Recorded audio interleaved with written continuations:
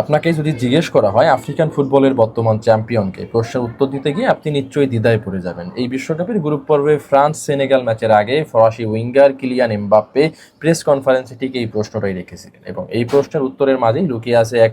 গভীর সংশয়, চরম বিতর্ক ও আফ্রিকান ফুটবলের ইতিহাসের এক গভীর অন্ধকারাচ্ছন্ন অধ্যায়। গত জানুয়ারিতে অনুষ্ঠিত আফ্রিকান কাপ অফ নেশনসের ফাইনালে ঘটেছিল একটা চরম বিতর্কিত পেনাল্টি কাণ্ড, এবং একই রকমের বিতর্কিত পেনাল্টি কাণ্ড ঘটল গতকালকে বিশ্বকাপের রাউন্ড অফ 32 এর ম্যাচে, এবং দুটি ঘটনাতেই ভুক্তভোগী একটি দল লায়ন্স অফ টিরাঙ্গা খ্যাত সেনেগাল।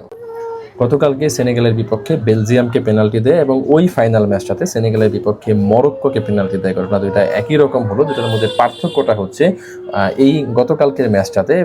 সেনেগালের খেলোয়াড়রা বিতর্কিত পেনাল্টির বিরুদ্ধে প্রতিবাদটা তারা মাঠে দাঁড়িয়ে থেকে করেছিলেন, কিন্তু ওই ম্যাচটাতে তারা প্রতিবাদে 17 মিনিটের জন্য মাঠ ছেড়ে উঠে গিয়েছিলেন, এবং 17 মিনিট পরে তারা যখন মাঠে ফিরে আসেন এরপরে পেনাল্টি কিকটা নেন মরক্কোর ডিয়াজ, এবং এই গোলটাকে ঠেকিয়ে দিয়েছিলেন সেনেগালের গোলরক্ষক। নাটকীয়তা, বিতর্ক আর বিশৃঙ্খলায় ভরা ম্যাচে পরবর্তীতে অতিরিক্ত সময়ের গোলে সেনেগাল জয়লাভ করে দ্বিতীয়বারের মতো আফ্রিকান ফুটবলের শ্রেষ্ঠত্বের মুকুট মাথায় পড়লেও আফ্রিকান ফুটবলের সর্বোচ্চ নিয়ন্ত্রক সংস্থা কনফেডারেশন অফ আফ্রিকান ফুটবল সেনেগালের খেলোয়াড়দের মাঠ ছেড়ে যাওয়াটাকে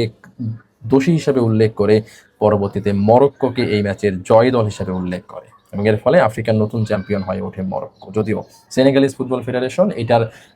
ন্যায্য বিচারের দাবিতে তারা দ্বারস্থ হয় খেলাধুলার বিরোধ নিষ্পত্তি বিষয়ক সর্বোচ্চ সংস্থা কোর্ট অফ আরবিট্রেশন ফর স্পোর্টসে, এবং সেখানে অপেক্ষমান আছে এই বিচারের রায়টি, এবং এই রায়ের উপরই আসলে নির্ভর করছে